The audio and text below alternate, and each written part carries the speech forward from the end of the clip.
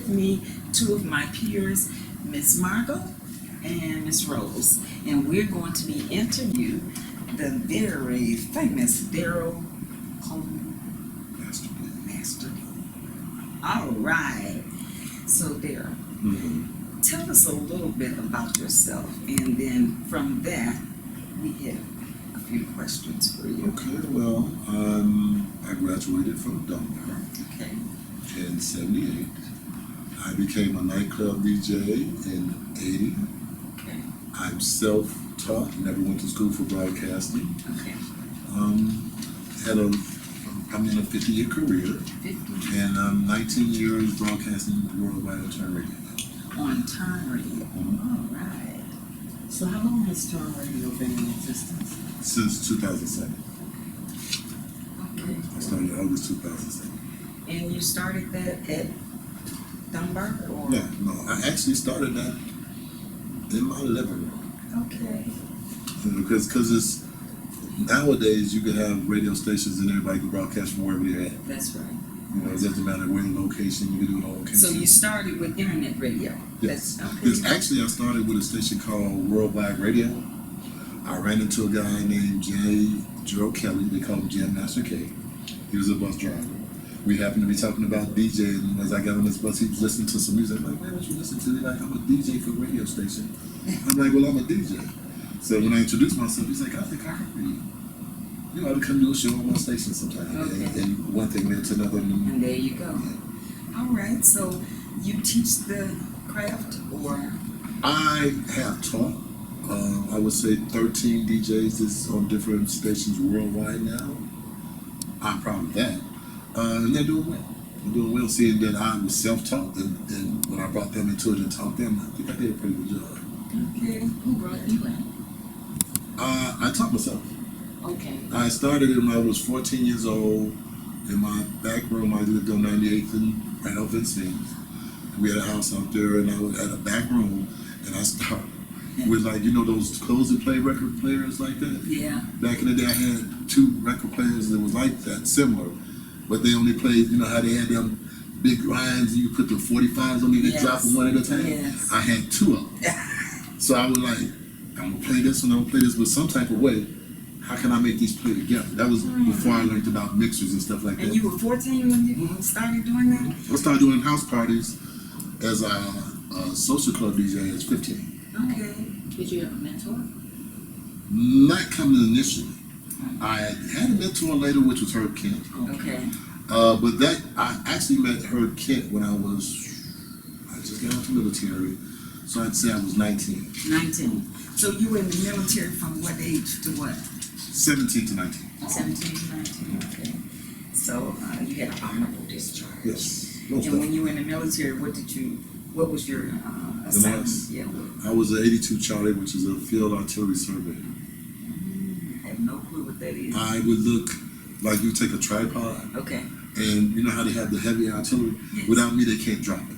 Okay. So I would take a tripod and take measurements off the stars and the moon and stuff like that and tell them way over there, drop the missiles and stuff way over there. Oh my so goodness. I was told with my MLS, I would be one of the first people they would look for at one time, because without me, they can't drop the heavy artillery. Oh. That was kind of scary, because I'm like, if a war was to break out, what would be my life expectancy? They say roughly about 8 minutes. Because you're the first person they're going to look for. Even though you ain't on the front line, they want. Let me ask you, what branch? I didn't hear it. What branch? Down. So you are a former house DJ. I started my career, I would say, house was just starting to begin. I was one of the originators here in Chicago with house music. Yes. Okay. Worked at the Copper Box. I did so many clubs here. I started at the Copper Box. Well, I would say I started at a little club called Laurel's on 117th in Michigan. There was a little hole in the wall. But when I got there, she had no people following her, no people coming in. I turned the place out so much that the nightclub DJs, nightclub owners around the city started hearing about me. The next place I went to was the Copper Box 1. Okay. So I was at the Copper Box 1 with George, I think his last name is Harris, and Derek Norfleet. I think that's the baddest DJ that ever come out of Chicago. They say me and him might be like 1 and 2. You can interchange them however, but in my view, he's the baddest thing came out of Chicago. So how did you meet Herb Kent? I was at Ronnie's AM Factory when I came out to military. I was the DJ. You know how Ronnie's AM Factory had a nightclub upstairs over the restaurant? Okay. And they used to have afternoon parties. Okay. I was the afternoon DJ. Oh. So Herb Kent would come in and do a Herb Kent thing. They hired him as a host. And Herb came in and he used to sit there and listen to me play. And it got to the point where he would tell management, whenever I'm here, he's gonna be my DJ. Okay. So it went from there to I worked with Herb Kent at Chick Rick's, at the Illusion, at the Hummingbird, several places. Everywhere I would be, wherever he would do something, a performance set, I wanted to play my music with him. So if you had something that you wanted to say to youth who might have an interest in a career like you have, a DJ, what would you recommend for them to do? What would be your directions for them to? If you're young now and you want to start a DJ, the first thing is you really got to love music. You got to, okay? Because you won't be able to keep your interest long enough to follow it through as a career if you're not really into music. I would just say, like I say when I train myself, it came from repetition, just practicing over and over and over and over till I came up with a sound that I guess would be considered mine. Your sound, Yeah, your signature. yeah. That makes sense. That makes sense. You have a family? Yes, I have a son, sisters, my mother and father are gone now. And we have a real close-knit family for the most part. You know, every family has their differences, but for the most part, we're really close. Anybody else in the family a DJ, internet radio host? Well, actually, I had a cousin that I kind of started with him too. He doesn't DJ anymore. His name is Wayne. We call him Duke. Okay. Dwayne Johnson. He started.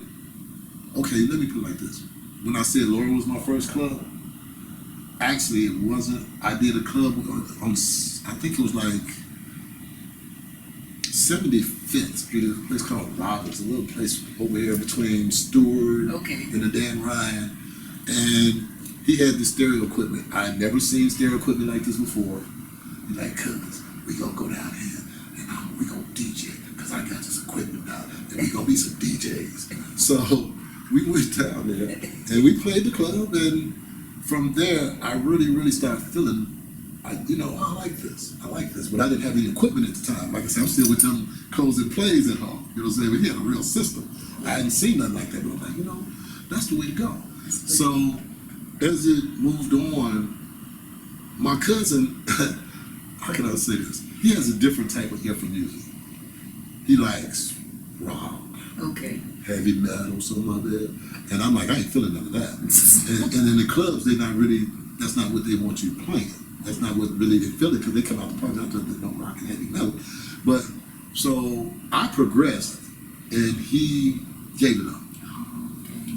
So do you play any instruments? Because you said you had to.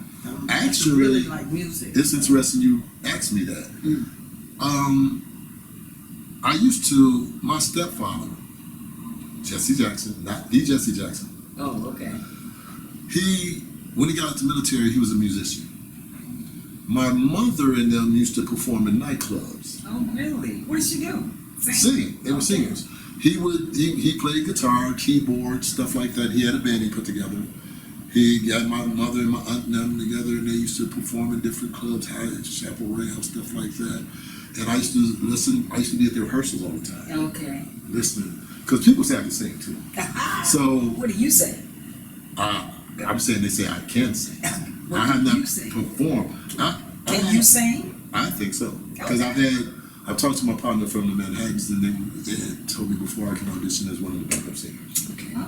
I never pursued it. Luther started as a backup singer. Yeah, I mean, I never pursued it because I have so much other stuff going on. I'm a concert promoter. It's so much other stuff going on. You know what I'm saying? Your first concert That I actually was part of? Yeah, that you promoted.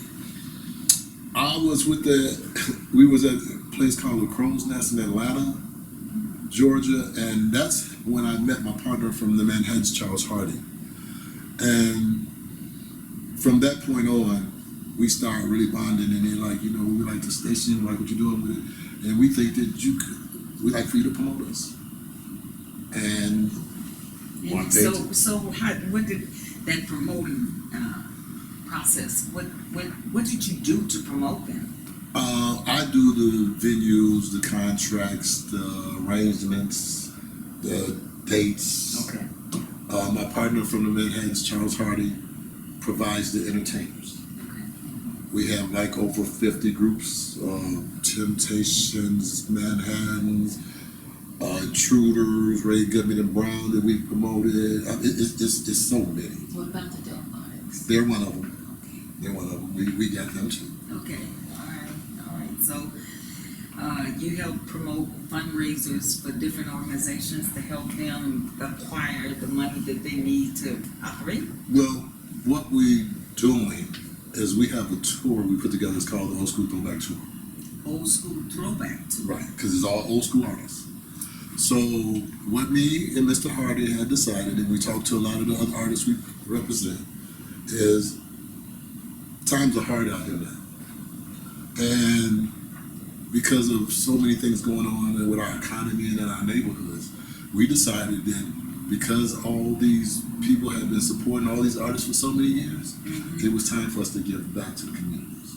So what we're trying to do right now as we speak is book our concert tour in as many cities as possible, work with the cities to donate 50 to 70% of the proceeds from the gate to community organizations, churches, schools, whatever, however we see we can. Lady, did y'all hear that bell? It rang. I heard that I mean, if you got a non-for-profit that So we how can do help you raise funds with, identify you know, the organizations they fill out applications to? you talk to me. Okay, well, I'm the we'll talk promoter. to you. I'm the promoter. Okay. So you talk to me about we want to do a fundraiser. We like to have a couple of groups, and I'll tell you who I can get available for you. And well, basically, you can ask for who you want first, and I can tell you that'll be well, first I can see if I can get who you want. Okay. If I can't get who you want, I'll tell you what, this is who I can bring in for right now, because it's always based on availability, because they're always on tour. Exactly. Makes sense. Makes sense. So tell us a little bit about your personal life in terms of as you were growing up. You know, you have brothers and sisters. What was that like? Real talk, I had a real rough upbringing, not family wise, because I had a great family structure, but I was bad. I mean, there's no other way to put it. You know, Were you gang affiliated? no, I've been gang jumped Okay. because I wouldn't join, but about 13 guys beat me down real good because I would not join. But I was like, I'm more afraid of my stepfather and my father than you, so I just have to take this beating because I know when I go in there, I'm going to get it again. So, and I got to live with that. Yes. So I was defiant to the gangs.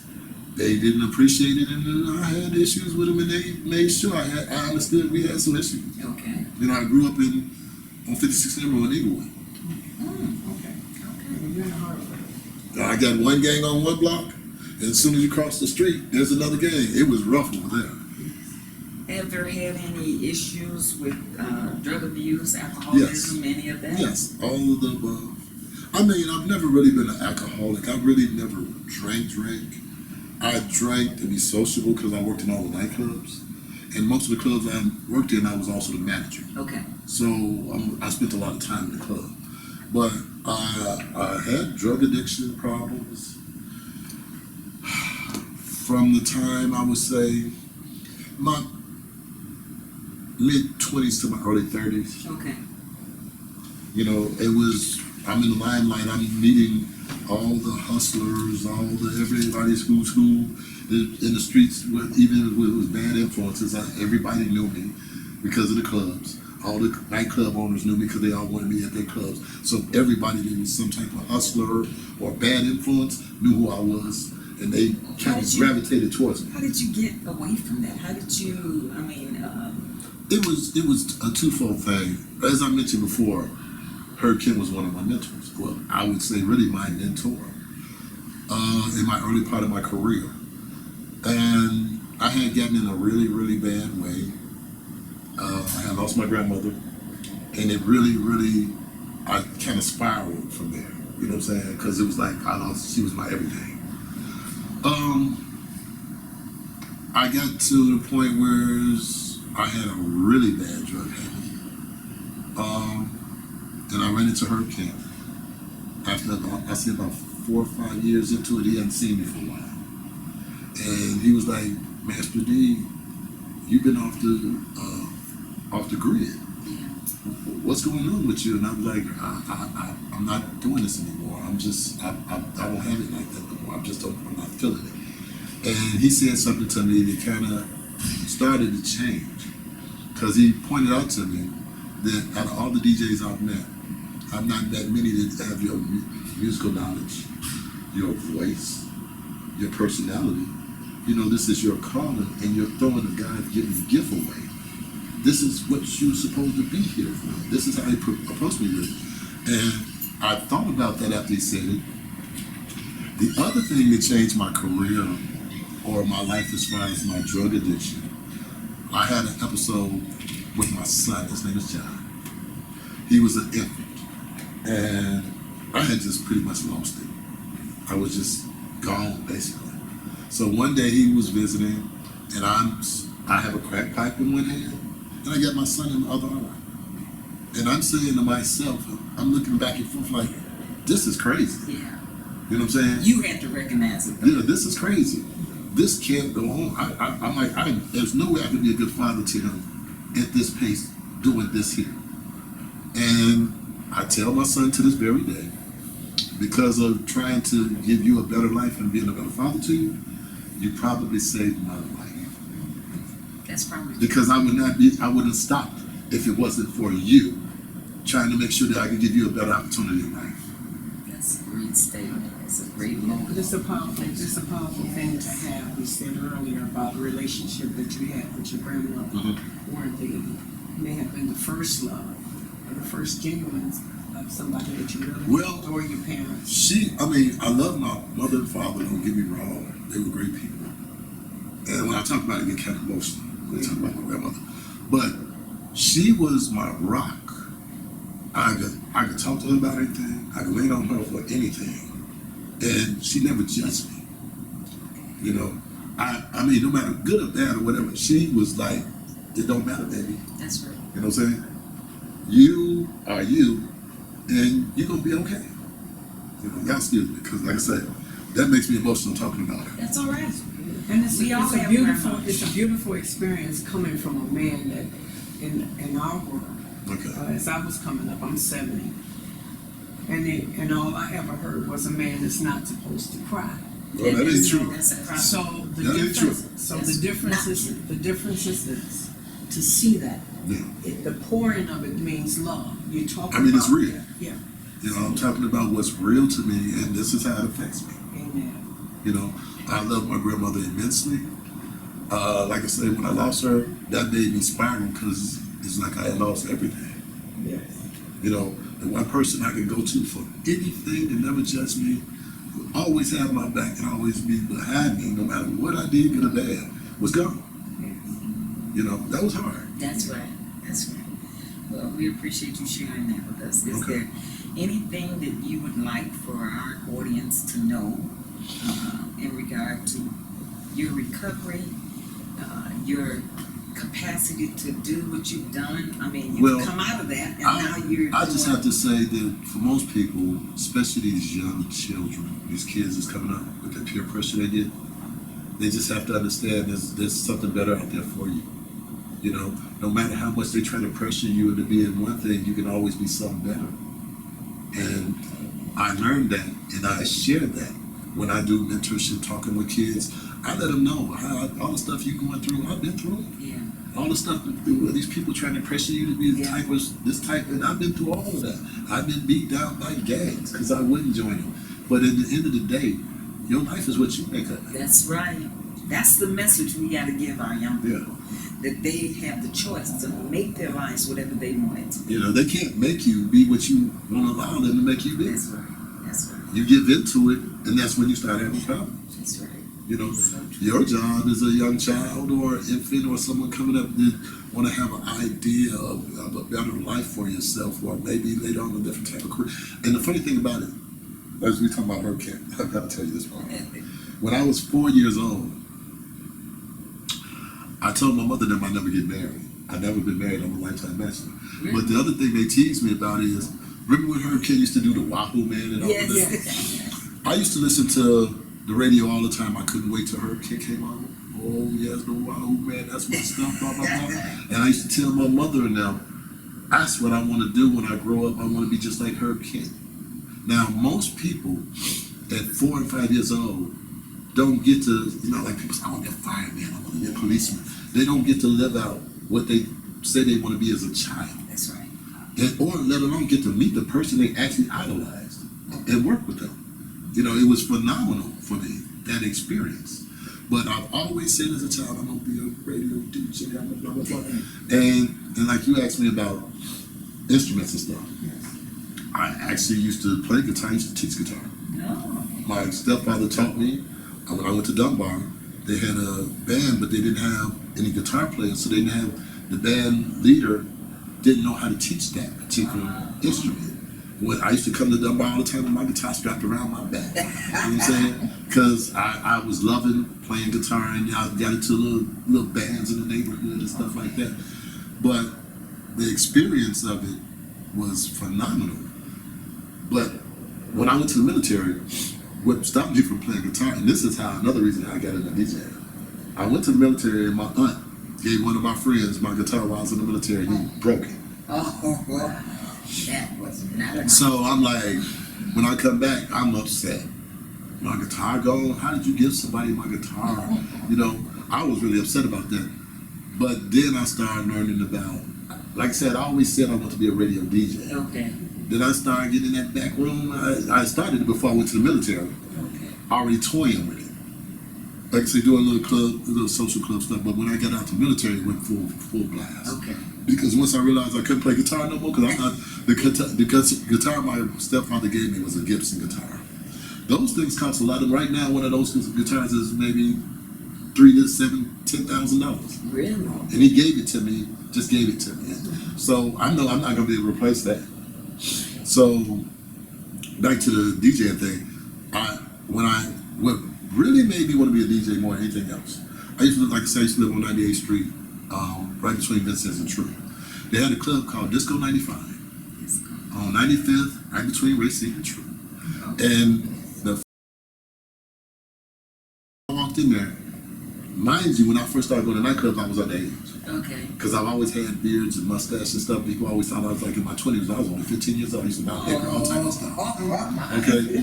So when I walked into Disco 95, I'll never forget it. The first time I ever heard the song Pathway to Glory, Noggins and Messina, I was blasting on their system. I never heard a system like that.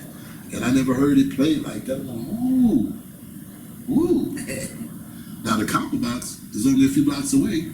About 2 years later, came around the corner on 93rd and Ashland.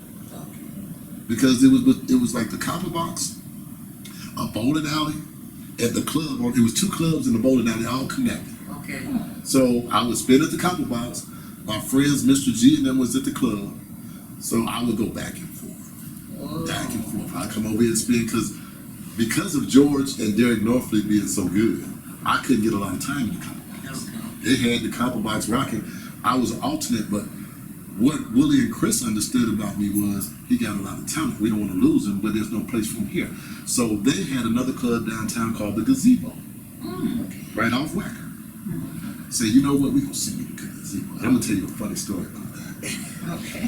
They said, we're going to send you to the Gazebo so you can hone your craft, you know what I'm saying? So I already said I was at Ronnie's Ale Factory too, which is, they're down in the Luton, maybe about 10 minutes away from each other. Okay.